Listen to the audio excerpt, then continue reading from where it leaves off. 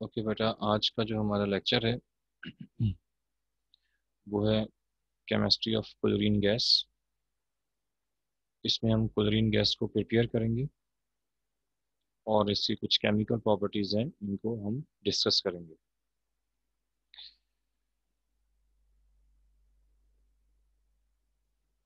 Simple अगर हम बात करें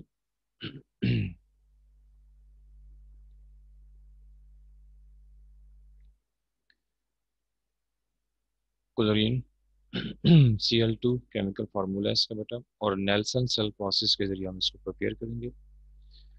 और इसमें जो हम इलेक्ट्रोलाइटिक सेल इस्तेमाल करेंगे वो भी नेल्सन सेल ही होगा।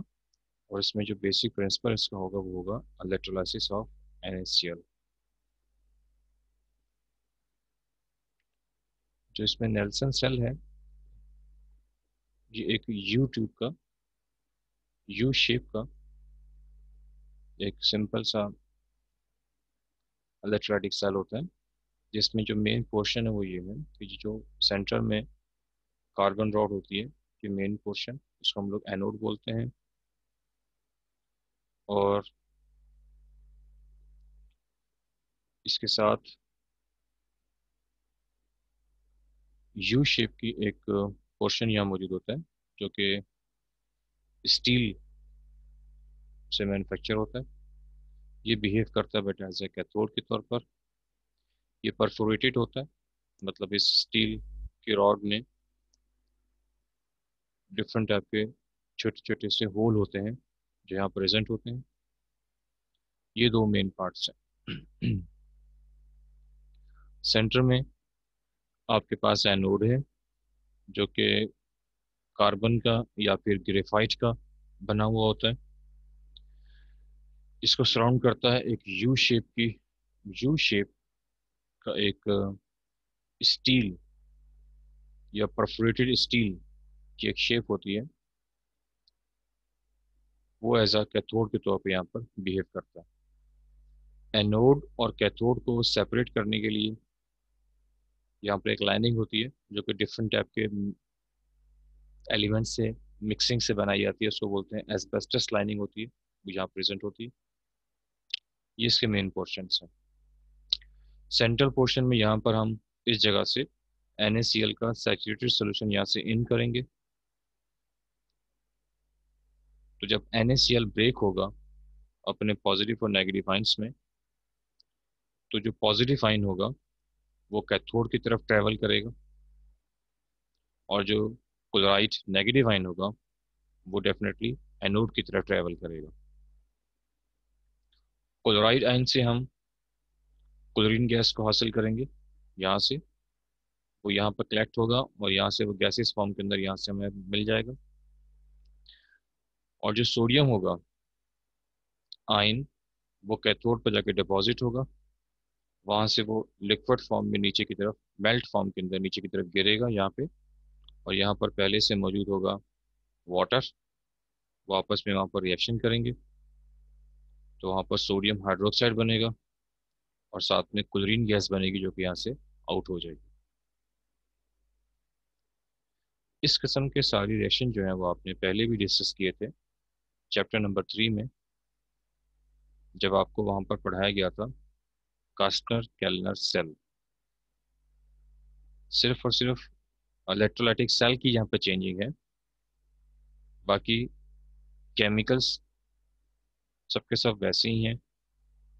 वहाँ पर भी NaCl इस्तेमाल किया था, यहाँ पर भी कर रहे हैं। वहाँ पर भी NaCl से हमने क्लोरीन गैस भी बनाई थी, हाइड्रोजन गैस भी बनाई थी, और सोडियम हाइड्रोक्साइड भी बनाया था। बस सिर्फ और सिर्फ प्रोसीजर का चेंजिंग है, वो भी इस लिहाज से कि यहाँ पर सेल जो है वो चेंज हो रहा है।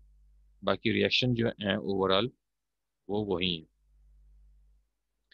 सो नेल्सन सेल में हम सबसे पहले NaCl को यहाँ से सैचुरेटेड सोल्यूशन जो होगा इसका, वो यहाँ से हम इन करेंगे।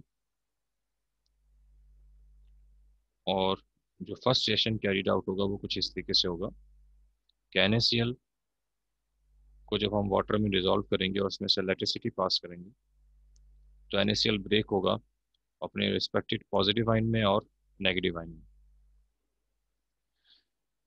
अभी जो पॉजिटिव और नेगेटिव आयंस होते हैं ये ट्रेवल करेंगे या माइग्रेट करेंगे टुवर्ड्स रिस्पेक्टेड इलेक्ट्रोड्स की तरफ।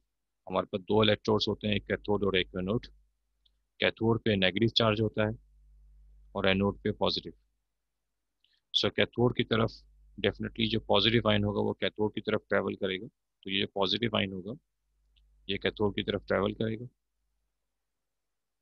और ये पॉजिटिव आयन वहाँ पहुँचकर डिपॉजिट होगा in the form of sodium metal. अब कैसे डिपॉजिट होगा, वो आयन जैसे ही कैथोड पे पहुंचेगा वहां पर वो इलेक्ट्रॉन को गेन करेगा। तो जब इलेक्ट्रॉन को गेन करेगा तो वो पॉजिटिव मेटल की फॉर्म या पॉजिटिव आयन जो होगा वो इलेक्ट्रॉन को गेन करने के बाद मेटालिक फॉर्म के अंदर, मोल्टन फॉर्म के अंदर वहां पर डिपॉजिट होना शुरू हो जाएगा और वहां से हम इसको कलेक्ट करेंगे। यहाँ पर क्योंकि गेन ऑफ इलेक्ट्रॉन हो रहा है इसलिए ये कहलाता है रिडक्शन। एनोड की क्योंकि पॉजिटिव इन नेचर होता है वो बैटरी के पॉजिटिव टर्मिनल से अटैच होता है, तो एनोड की तरफ जो ट्रैवल करेगा वो नेगेटिव आयन करेगा। नेगेटिव आयन एनोड की तरफ ट्रैवल करेगा, वहां जाके वो डिपॉजिट होगा और अपने इलेक्ट्रॉन को लॉस करेगा। एक आयन एक इलेक्ट्रॉन लॉस कर सकता है, तो दो आयन जो होंगे वो दो इलेक्ट्रॉन लॉस करेंगे और दो एटम्स आपस में बनाएंगे जो कि मॉलिक्यूलर फॉर्म के अंदर हमें मिलेंगे। ये गैस हमें एनोड पर हासिल होगी। क्योंकि यहाँ पर लॉस ऑफ इलेक्ट्रॉन हो रहे हैं इसलिए ये कहलाएगा बेटा क्या, रिडक्शन कहलाएगा। इस तरह कैथोड पर, सॉरी ऑक्सीडेशन कहलाएगा। इस तरह कैथोड पर रिडक्शन और एनोड पर ऑक्सीडेशन जो है वो कंप्लीट हो जाएगी। अगर हम ओवरऑल रिएक्शन की बात करें, दोनों रिएक्शंस को आपस में अगर ऐड करें हम तो सिंपल रिडक्शन, ऑक्सीडेशन, कंबाइन किया, इलेक्ट्रॉन से electron cancel, positive ion negative ion वो कन्वर्ट हो रहे हैं सोडियम में और क्लोरीन। क्योंकि आप क्लोरीन की प्रोडक्शन के बारे में बात कर रहे हैं तो फिलहाल अगर आप रिएक्शन सिर्फ इतना ही शो करेंगे तो यही इनफ होगा। लेकिन आपको साथ में एक्स्ट्रा बात ये पता होनी चाहिए कि इसमें से ये जो सोडियम होता है, इस सोडियम आयन को हम आयन फॉर्म के अंदर, सोडियम आयन को हम मेटालिक फॉर्म में यहाँ पर हम हासिल करते हैं। ये सोडियम मेटल जो होता है वो यहाँ पर हमें कैथोड से या कैथोड के ऊपर हमें हासिल होता है यहाँ पर। और ये सोडियम मेटल जो होता है वो यहाँ से लिक्विड फॉर्म के अंदर, मोल्टन फॉर्म के अंदर जब यहाँ पर इस टब के अंदर गिरता है तो इस टब के अंदर पहले से ही वाटर प्रेजेंट होता है। वाटर और ये सोडियम ये आपस में मिलते हैं और वाटर का जो ओ एच आइन होता है वो सोडियम से मिलने के बाद सोडियम हाइड्रोक्साइड बना लेता है और वाटर का जो एच आइन होता है वो ब्रेक होने के बाद हाइड्रोजन गैस फॉर्म कर लेता है। ये आपको वहाँ पे शो करने की ज़रूरत नहीं है, ये वैसे आपको यहाँ मालूम होना चाहिए। शो करने की ज़रूरत इसलिए नहीं है क्योंकि हम क्लोरीन गैस की प्रोडक्शन की बात कर रहे हैं, तो हमें सिर्फ और सिर्फ सेपरेट करना है Na को क्लोरीन से या क्लोरीन को Na से हमने सेपरेट आउट करके सिर्फ शो ऑफ करना है कि हमें सिर्फ क्लोरीन गैस जो है वो एनोड पे हासिल हो रही है। बाकी सोडियम का जो रिएक्शन है फर्दर वो हमें यहाँ पर शो करने की ज़रूरत नहीं है, लेकिन जब आप इसकी डायग्राम बनाएंगे तो डायग्राम में आप इसको शो कर दीजिएगा। या वैसे आपको मालूम होना चाहिए कि जो सोडियम मेटल है वो बाद में सोडियम हाइड्रोक्साइड और हाइड्रोजन गैस को बनाने में हेल्प करता है। ये सिंपल से इसके रिएक्शन है। एक दफ़ा मैं दोबारा रिपीट कर देता हूँ क्योंकि इस टाइप के रिएक्शंस आपने पहले भी चैप्टर नंबर 3 में दो दफ़ा पढ़ चुके हैं। एक सोडियम की एक्सट्रैक्शन में पढ़े थे डाउन सेल के अंदर, और एक दफ़ा आपने इसको डिस्कस किया था कास्टर कैलनर सेल में जहाँ पर आपने सोडियम हाइड्रोक्साइड को प्रिपेयर किया था। वही रिएक्शन दोबारा रिपीट हो रहे हैं यहाँ पर। वही सब कुछ है, cathode anode, ionization, reduction, oxidation, gain of electron, loss of electron, सारे कॉन्सेप्ट बिल्कुल वही हैं। तो पहले एक दफ़ा दोबारा सुन लीजिए, समझ लीजिए कि आयोनाइजेशन मतलब NaCl जो है वो ब्रेक होगा, आयोनाइज्ड होगा अपने रिस्पेक्टेड पॉजिटिव और नेगेटिव आइंस में। फिर यही पॉजिटिव और नेगेटिव आइंस इलेक्ट्रोड्स की तरफ ट्रेवल करते हैं, कैथोड की तरफ और एनोड की तरफ। तो पता होना चाहिए कैथोड बैटरी के नेगेटिव टर्मिनल से अटैच होता है तो इस पर चार्ज नेगेटिव होता है, तो इसकी तरफ हमेशा पॉजिटिव आयन जो होंगे वो अटैच करेंगे। पॉजिटिव आयन क्योंकि वो पहले से ही इलेक्ट्रॉन को लॉस कर चुका है, तो वहां पर फर्दर इलेक्ट्रॉन को लॉस नहीं करेगा बल्कि इलेक्ट्रॉन को गेन करेगा। जैसे वो इलेक्ट्रॉन को गेन करेगा, इसका पॉजिटिव चार्ज जो है वो खत्म होकर न्यूट्रल फॉर्म में कन्वर्ट हो जाएगा। और ये जो न्यूट्रल सोडियम मेटल है, ये मोल्टन फॉर्म के अंदर आपको कैथोड पर रिकवर होगा। क्योंकि ये गेन ऑफ इलेक्ट्रॉन है, इसके अलावा यहाँ पर ऑक्सीडेशन नंबर डिक्रीज हो रहा है, यहाँ +1 है, यहाँ पे 0 है, तो डेफिनेटली इसको बोलेंगे रिडक्शन। एनोड बैटरी के पॉजिटिव टर्मिनल से अटैच होता है, तो डेफिनेटली इस पर पॉजिटिव चार्ज होता है। इसकी तरफ ट्रेवल करेगा नेगेटिव आइन, जो कि क्लोराइड आइन है। इस पर नेगेटिव का आइन का जो सिंबल है वो आपको शो कर रहा है कि इसने इलेक्ट्रॉन को गेन किया हुआ है, तो ये एनोड पर डिपॉजिट होते हुए इलेक्ट्रॉन को लॉस करेगा। तो ये दो इलेक्ट्रॉन को लॉस करेगा, तो यहाँ पर दो एटम्स क्लोरीन के बनेंगे।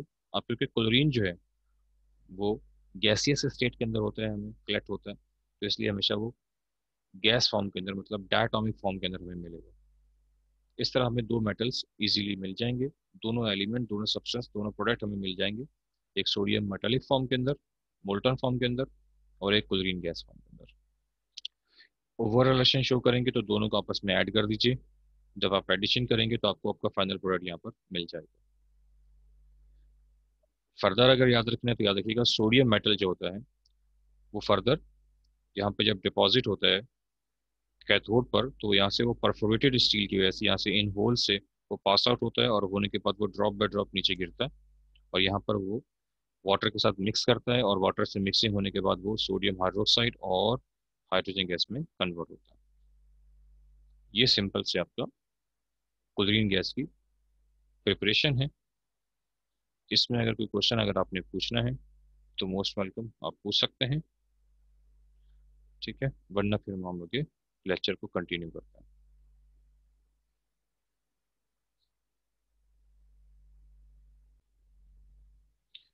नेक्स्ट हमारे पास है केमिकल प्रॉपर्टीज, हम बात करेंगे क्लोरीन की। बिल्कुल सेम प्रॉपर्टीज जैसा कि हम नाइट्रिक एसिड में, सल्फ्यूरिक एसिड में और हाइड्रोजन सल्फाइड में पढ़ते आ रहे हैं, तकरीबन उसी से मिलती जुलती प्रॉपर्टीज हैं, और कुछ एक्स्ट्रा आपको चंद बातें नजर आएंगी यहाँ पे। फर्स्ट ऑफ ऑल वही बात, ऑक्सीडाइजिंग प्रॉपर्टी। ये वर्ड या ये प्रॉपर्टी हम बहुत दफ़ा इस्तेमाल कर चुके हैं। नाइट्रिक एसिड से हमने स्टार्ट किया था इसको, नाइट्रिक एसिड में HNO3, सल्फ्यूरिक एसिड H2SO4, फिर हाइड्रोजन सल्फाइड, और अब हम बात कर रहे हैं यहाँ पर क्लोरीन गैस। तो हमने यहाँ पर देखना है कि क्लोरीन जो है वो ऑक्सीडाइजिंग एजेंट है या रिड्यूसिंग एजेंट है। इसके बारे में आपको पहले भी बताया था कि बेटा इसको चेक करने के लिए कि क्लोरीन जो है वो ऑक्सीडाइजिंग एजेंट है या रिड्यूसिंग एजेंट है, हम उसका एक सिंपल सा रिएक्शन किसी भी केमिकल से करवाएंगे, और हम ये नोट डाउन करेंगे कि उस केमिकल की, जिसके साथ भी हम रिएक्शन करवा रहे हैं, उस केमिकल की यहाँ पर रिडक्शन हो रही है या ऑक्सीडेशन हो रही है। अगर तो उस केमिकल की रिडक्शन हुई तो हम कहेंगे कि क्लोरीन रिड्यूसिंग एजेंट है, और अगर हमने ये देखा कि उस केमिकल की ऑक्सीडेशन हो रही है तो क्लोरीन होगा बेटा ऑक्सीडाइजिंग एजेंट होगा। सो ये रिएक्शन आपके सामने है, यहाँ पर आपको मैंने पुट किया इसका। Chlorine non metal, zinc metal है, आपस में किया इनकी कम्बिनेशन, और यहाँ बन रहा है जिंक क्लोराइड। जैसा कि आपको मैंने लास्ट टाइम भी बहुत दफ़ा बताया था, इन्फॉर्मेशन दी थी। मैंने कहा था बेटा छोटी छोटी बहुत सारी बातें हैं जिसको अपने माइंड में रखने हैं आपने। उनमें से चंद बातें अगर आपके जहन में है, माइंड में है, तो वो ये थी कि अगर कोई सिंगल एलिमेंट होता है, सिंगल एलिमेंट, चाहे वो इस तरीके से हो, मोनोटॉमिक फॉर्म में हो, चाहे वो डायटोमिक फॉर्म में हो, उसकी वैलेंसी क्या होती है? हमेशा 0 होती है। ठीक है, मैं रिपीट कर देता हूँ।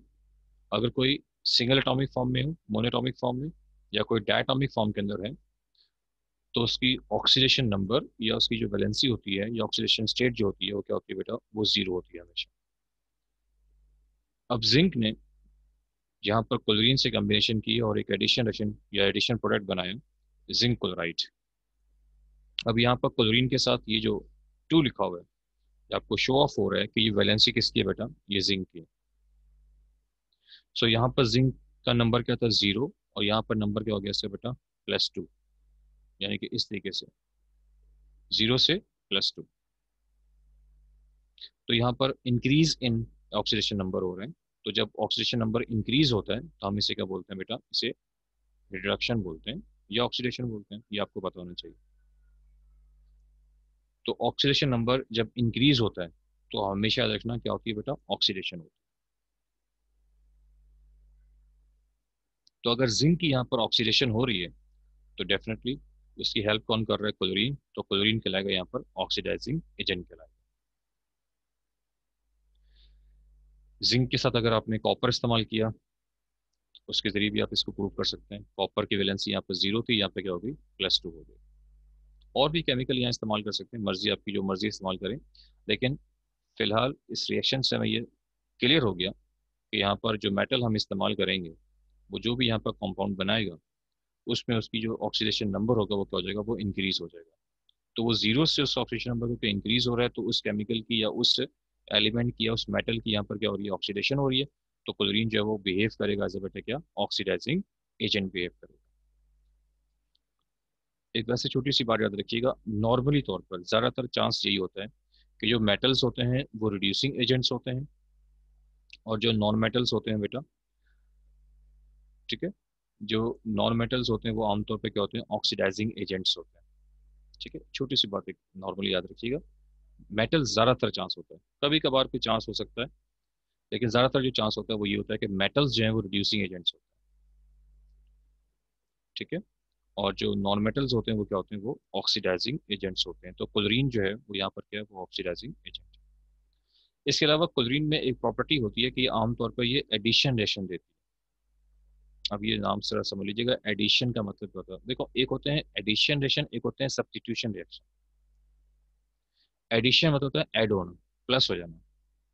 कि क्लोरीन आमतौर पर किसी केमिकल के साथ अगर मिलती है तो वो आपस में ऐड हो जाते हैं। जैसे यहाँ पर क्लोरीन और जिंक आपस में क्या हो रहे हैं, ऐड हो रहे हैं, ऐड होकर वो एक सिंगल कंपाउंड बना रहे हैं, इसे बोलते हैं एडिशन। यहाँ पर भी कुछ ऐसे ही हो रहा है कि क्लोरीन और SO2 गैस आपस में कंबाइन हो रहे हैं, कोई रिप्लेसमेंट नहीं हो रही, कोई मॉलिक्यूल इधर से उधर या उधर से इधर कुछ भी नहीं हो रहा, ना कोई वैलेंसी चेंज हो रही, कुछ भी नहीं हो रहा। सिंपल क्या हो रहा है कि क्लोरीन क्लोरीन आ गया, Cl2, SO2 है तो SO2 आ गया। तो ये एक न्यू केमिकल यहाँ पर जो है वो आपके पास मैन्युफैक्चर हो रहा है। तो ये कहलाता है बेटा, ये जो रिएक्शन है ये कहलाता है एडिशन रिएक्शन। सिंपल कि इसमें दोनों मॉलिक्यूल्स हैं, ये दोनों एटम्स हैं, ये दोनों सब्सटेंस हैं, वो आपस में कंबाइन हो जाएं, प्लस हो जाएं, आपस में ऐड हो जाएं, और ऐड होने के बाद एक सिंगल कंपाउंड को फॉर्म करें, उसको कहते हैं एडिशन रिएक्शन बोलते हैं। तो जैसे यहाँ पर क्लोरीन और SO2 गैस मिल रही है आपस में, तो ये एक नई गैस यहाँ पर मिल रही है, सल्फोनाइल क्लोराइड बोलते हैं इसको। क्लोरीन एंड कार्बन मोनोऑक्साइड मिल रहे हैं आपस में, तो फॉस्जीन गैस होती है, ये आपको बस मिल रही है। इसके अलावा ये एक ऑर्गेनिक रिएक्शन है यहाँ पर कि CH2 डबल बॉन्ड CH2, ये आपके पास एक केमिकल है ऑर्गेनिक केमिस्ट्री का, इथीन नाम है इसका, ethene, CH2 double bond CH2। यहाँ पर क्या हो रहा है कि डबल बॉन्डिंग के साथ कार्बन और कार्बन आपस में मिले हुए हैं। ये डबल बॉन्डिंग जो है वो सिंगल बॉन्डिंग में कन्वर्ट हो जाएगी। तो इसका मतलब ये होगा कि इस कार्बन की और इस कार्बन की एक एक वैलेंसी क्या होगी, वो कम हो जाएगी। तो इस कार्बन के साथ भी एक क्लोरीन एटम आके अटैच हो जाएगा, इसके साथ भी एक क्लोरीन एटम आके अटैच हो जाएगा, तो ये भी एक एडिशन रिएक्शन है। तो एडिशन रिएक्शन का मतलब होता है कि दो सब्सटेंस जो होंगे वो आपस में कंबाइन होंगे, और कंबाइन होने के बाद एक सिंगल प्रोडक्ट को फॉर्म करेंगे, इसे बोलते हैं एडिशन रिएक्शन। तो क्लोरीन में ये एबिलिटी होती है कि वो एडिशन रिएक्शन परफॉर्म करते हैं। एडिशन के साथ साथ इसमें ये भी एबिलिटी होती है कि ये सब्स्टिट्यूशन रिएक्शन भी परफॉर्म करता है। अब ये सब्स्टिट्यूशन किसे कहते हैं, सब्स्टिट्यूट कहते हैं, मतलब किसी चीज को रिप्लेस करने वाला। तो इसको हम रिप्लेसमेंट रिएक्शन भी बोल सकते हैं, आप चाहें तो इसको रिप्लेसमेंट रिएक्शन भी बोला जा सकता है इसको। ठीक, या डिस्प्लेसमेंट रिएक्शन या रिप्लेसमेंट रिएक्शन भी बोला जा सकता है, लेकिन ज्यादातर हम इसके लिए जो नॉर्मल वर्ड इस्तेमाल करते हैं वो सब्स्टिट्यूशन ही करते हैं। सब्स्टिट्यूट करना, किसी एक चीज को हटाकर उसकी जगह पे खुद आ जाना, उसको बोलते हैं सब्स्टिट्यूशन रिएक्शन।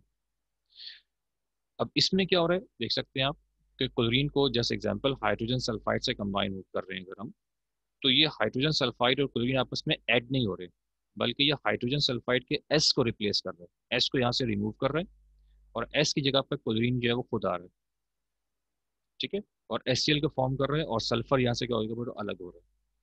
तो ये रिप्लेसमेंट के सेंस में लिया जाएगा, सब्स्टिट्यूशन के सेंस में लिया जाएगा कि क्लोरीन ने सल्फर को क्या किया बेटा, रिप्लेस किया, कि सल्फर को रिमूव किया और क्लोरीन उसी जगह पे खुद आ गया। इसी तरीके से क्लोरीन पोटेशियम आयोडाइड, आयोडीन को वो हटा रहा है और खुद क्लोरीन जो है उसी जगह पे आ रहा है। यहाँ पर भी कुछ ऐसा ही है। यहाँ पर वो CH4, यहाँ पर 4 हाइड्रोजन थे, उन 4 में से उसने एक हाइड्रोजन को यहाँ से रिमूव किया, बाकी 3 हाइड्रोजन बच गए, और वो जो एक हाइड्रोजन था उसकी जगह पे क्लोरीन जो है वो खुद आ गया, और यहाँ पर वो एक न्यू कंपाउंड के तौर पे यहाँ पर आपके सामने शो ऑफ हो रहा है। तो ये सब के सब एग्जाम्पल, उस तरह की और भी बहुत सारी एग्जाम्पल्स हैं जिसमें आपको शो ऑफ हो रहा है कि क्लोरीन जो है वो डिफरेंट टाइप के दूसरे जो है वो एलिमेंट्स को क्या कर रहे हैं, रिप्लेस कर रहे हैं एक कंपाउंड के अंदर। तो ये कहलाते हैं बेटा क्या, सब्स्टिट्यूशन रिएक्शन कहलाता है। नंबर 4, ये बहुत ही इंटरेस्टिंग रिएक्शन है, ऑटो ऑक्सीडेशन रिडक्शन रिएक्शन। अभी आपने थोड़ी देर पहले जो इसकी फर्स्ट प्रॉपर्टी थी यहाँ पर जिक्र किया था कि क्लोरीन जब यहाँ पर कंबाइन हो रहे हैं और ये केमिकल बन रहा है, तो यहाँ पर आपने ये बात प्रूव कर दी थी कि जिंक जो है उसकी क्या हो रही है बेटा, ऑक्सीडेशन। कर कौन रहा है, क्लोरीन कर रहा है, तो क्लोरीन कहलाएगा ऑक्सीडाइजिंग एजेंट। अब अगर यहाँ देखें तो अगर हम ये, मैं आपको बता चुका हूँ कि अगर एक ही रिएक्शन के अंदर एक केमिकल की ऑक्सीडेशन हो रही है तो दूसरे केमिकल की डेफिनेटली क्या होती है बेटा, रिडक्शन। अंडरस्टूड होता है। अगर आपने मालूम कर लिया कि जिंक की यहाँ पर ऑक्सीडेशन हो रही है तो इसका मतलब है क्लोरीन की यहाँ क्या हो रही है, रिडक्शन हो रही है, कंफर्म्ड है। मजीद कंफर्म करना है तो आप इसी वैलेंसीज के जरिए कंफर्म कर सकते हैं कि यहाँ पर क्लोरीन का ऑक्सीडेशन नंबर क्या है, 0, जबकि यहाँ पर क्लोरीन का ऑक्सीडेशन नंबर क्या है, -1। तो क्या अभी आपको समझाया था मैंने, लास्ट टाइम के लेक्चर में भी समझाया था, काफी तफसील से समझाया था, 2-3 दफा समझा चुका हूँ कि वैलेंसीज हमेशा क्रॉस में लिखी जाती हैं ज्यादातर। तो जिंक की वैलेंसी 2 है, तो क्लोरीन की वैलेंसी यहाँ पर क्या है, 1 है, और पहला एलिमेंट पॉजिटिव होता है, दूसरा क्या होता है, नेगेटिव होता है, तो इसकी वैलेंसी क्या होगी, -1 होगी। ठीक है। सो 0 से -1 का मतलब है ऑक्सीडेशन नंबर डिक्रीज हो रहा है।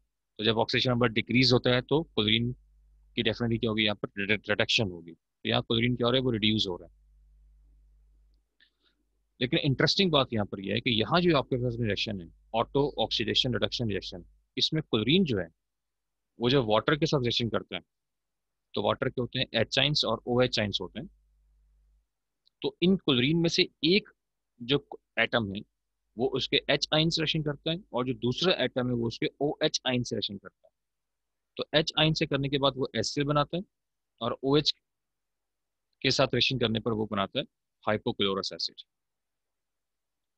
अब इस रिएक्शन को मैं तफसील से एक्सप्लेन कर रहा हूँ क्योंकि ये अलग से क्वेश्चन आता है बकायदा, तो ये मैंने पूरे इसको एक्सप्लेनेशन यहाँ पर की हुई है कि जब क्लोरीन के वो दोनों जो एटम्स हैं, Cl और Cl, वो जब H2O के साथ मिलेंगे, अब याद रखना कि H2O के अंदर एक H आइन है और एक है OH आइन। H पॉजिटिव आइन होता है और OH क्या होता है, नेगेटिव आइन होता है। तो H आइन के साथ रिएक्शन करेंगे और एक Cl इस तरीके से आपस में कंबाइन होगा, और जब OH के साथ कंबाइन होगा Cl तो ऐसे कंबाइन होगा, ये OH आइन, OH आइन, जिसकी ओवरऑल वैलेंसी होती है वो -1 होती है, कि -2 है, ये +1 है, ओवरऑल वैलेंसी होगी -1 होगी।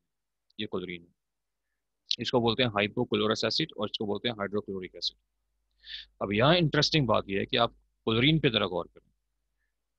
अब क्लोरीन का एटम आयनिक फॉर्म में नेगेटिव में भी आ रहा है और क्या आ रहा है, पॉजिटिव में भी आ रहा है। ये एक सिंपल सी बात है बेटा कि अगर HCl बना रहा है वो, तो H पॉजिटिव है, तो साथ वाला एलिमेंट डेफिनेटली नेगेटिव होगा, और जब वो OHCl बना रहे हैं तो OH क्या है, वो नेगेटिव है, तो साथ वाला एलिमेंट क्या होगा, वो पॉजिटिव होगा। तो एक दफा उसकी वैलेंसी नेगेटिव में आ रही है, एक दफा क्या आ रही है, पॉजिटिव में आ रही है। अब अगर देखा जाए, यहाँ इसकी वैलेंसी क्या, 0, चाहे वो ये वाला क्लोरीन आइन हो चाहे ये वाला क्लोरीन आइन हो, नेगेटिव हो या पॉजिटिव हो, लेकिन रिएक्टेंट साइड पर उसकी वैलेंसी क्या, 0 है। तो यानी कि वो 0 से -1 हो रहा है। तो जब वो 0 से -1 होगा तो इसका मतलब है कि उसकी ऑक्सीडेशन नंबर जो है वो क्या हो रहा है, वो डिक्रीज हो रहा है, कम हो रहा है। तो जब वो डिक्रीज होगा तो उसकी रिडक्शन होगी। तो इसका मतलब ये हुआ कि यहाँ पर जो क्लोरीन है, मतलब क्लोरीन एटम से जब वो क्लोरीन नेगेटिव आइन बना रहे हैं तो उसकी क्या हो रही है बेटा, रिडक्शन हो रही है, मतलब वो रिड्यूस हो रहा है। लेकिन जब वो +1 का आइन बना रहा है, फॉर्म हो रहा है, तो वो यहाँ वैलेंसी क्या है, तो उसकी 0, यहाँ क्या हो रही है बेटा, +1, इंक्रीज हो रहा है। तो जब ऑक्सीडेशन नंबर इंक्रीज होगा तो उसकी ऑक्सीडेशन होगी, तो हम यहाँ कहेंगे कि क्लोरीन क्या हो रहा है, वो ऑक्सीडाइज्ड हो रहा है। तो एक ही रिएक्शन के अंदर क्लोरीन जो एटम है वो कुछ प्रॉपर्टीज के बिहाफ पर, कुछ रीजंस की वजह से एक ही रिएक्शन के अंदर क्लोरीन रिड्यूस भी हो रहा है और क्या हो रहा है, ऑक्सीडाइज भी हो रहा है। तो इसीलिए बेटा इस रिएक्शन को हम बोलेंगे ऑटो ऑक्सीडेशन रिडक्शन रिएक्शन, यानी जिसमें क्लोरीन इटसेल्फ जो है वो ऑक्सीडाइज भी हो और रिड्यूस भी हो, उस रिएक्शन को हम बोलेंगे ऑटो ऑक्सीडेशन रिडक्शन रिएक्शन बोलेंगे। इसमें क्लोरीन जो है वो एक ही वक्त में दोनों काम कर रहे हैं, रिडक्शन का काम भी कर रहे हैं और ऑक्सीडेशन का काम भी कर रहे हैं। अब मैं इसको रिपीट कर देता हूँ, दोबारा सुन लीजिए। सिंपल रिएक्शन तो इस तरीके से होगा कि क्लोरीन है, वाटर है, क्लोरीन डेफिनेटली इसको मैं ओपन करता हूँ तो क्लोरीन के यहाँ पर दो एटम्स हैं, वाटर को ओपन करता हूँ तो वाटर के होंगे एच आइंस और O H ions. H positive ions होते हैं, ओ एच नेगेटिव आइन होते हैं। ये आपके पास एच आइंस है, ये आपके पास ओ एच आइंस है। एक एटम क्लोरीन का एच से मिल जाएगा, अटैच हो जाएगा, कंबाइन हो जाएगा, और दूसरा क्लोरीन का जो एटम है वो ओ एच से कंबाइन हो जाएगा। लेकिन ऐसी रिएक्शन लिखेंगे कंबाइंड फॉर्म के अंदर तो समझ में नहीं आ रहा, इसको ओपन फॉर्म में लिखें। एच पे चार्ज क्या होता है, पॉजिटिव। ठीक है, अभी आपको बार बार बता चुका हूँ कि H2O को जब हम ब्रेक करते हैं तो H पॉजिटिव आइन बनता है और OH नेगेटिव आइन बनता है। तो जब आपको पता है कि H पे पॉजिटिव आइन है तो हम उससे शो करेंगे पॉजिटिव आइन। और ये भी आपको इन्फॉर्म कर चुके हैं कि जो पहला एटम होता है अगर वो पॉजिटिव है तो दूसरा एटम जो होगा वो क्या होगा, हमेशा नेगेटिव होगा। तो यहाँ पर अगर ये पॉजिटिव है तो ये क्या होगा बेटा, नेगेटिव होगा। वैलेंसीज आपस में सेम होंगी इसकी। ओ एच नेगेटिव आइन होता है, इसकी नेगेटिविटी को हम इस तरह शो करेंगे कि एच पे +1 का चार्ज, ऑक्सीजन पे -2 का चार्ज, ओवरऑल चार्ज होगा वो क्या हो जाएगा, वो -1 हो जाएगा। तो ओ एच -1 होता है, तो उतना ही चार्ज जो है वो साथ वाले एटम पे होना चाहिए ताकि वो दोनों आपस में बैलेंस हो सके। तो क्लोरीन पे चार्ज जो होगा वो +1 होगा। तो इस ओवरऑल रिलेशन से हमें पता लग रहा है कि क्लोरीन जो है उसका ऑक्सीडेशन नंबर एक दफा डिक्रीज हो रहा है और एक दफा क्या हो रहा है बेटा, इंक्रीज हो रहा है। मतलब एक दफा वो हो रही है रिड्यूस, उसमें रिडक्शन हो रही है, और एक दफा वो ऑक्सीडाइज हो रही है और उसमें क्या हो रही है, ऑक्सीडेशन। तो ये कहलाता है क्लोरीन का ऑटो ऑक्सीडेशन रिडक्शन रिएक्शन कहलाता है। ये लाजमी याद कीजिएगा, इसको पूरी तफसील के साथ एक्सप्लेनेशन एक्सप्लेनेशन की ज़रा कोई इतनी ज़रा कॉम्प्लिकेटेड नहीं है।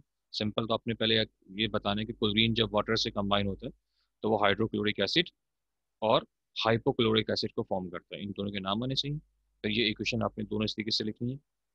ठीक है, उसके बाद दो सेंटेंस आपने बस लिखने हैं, आपने बताना है कि किस केमिकल के अंदर वो रिड्यूस हो रहा है और किस केमिकल के अंदर क्या हो रहा है, वो ऑक्सीडाइज हो रहा है, और क्यों हो रहा है वो आपने इसका रीजन देना है कि हमें कैसे पता लगा, क्योंकि यहाँ पर जो है वो क्लोरीन जो है वो उसकी जो ऑक्सीडेशन नंबर है वो 0 से क्या हो रहा है, वो -1 हो रहा है, इसलिए हम उसे कहेंगे वो रिड्यूस हो रहा है।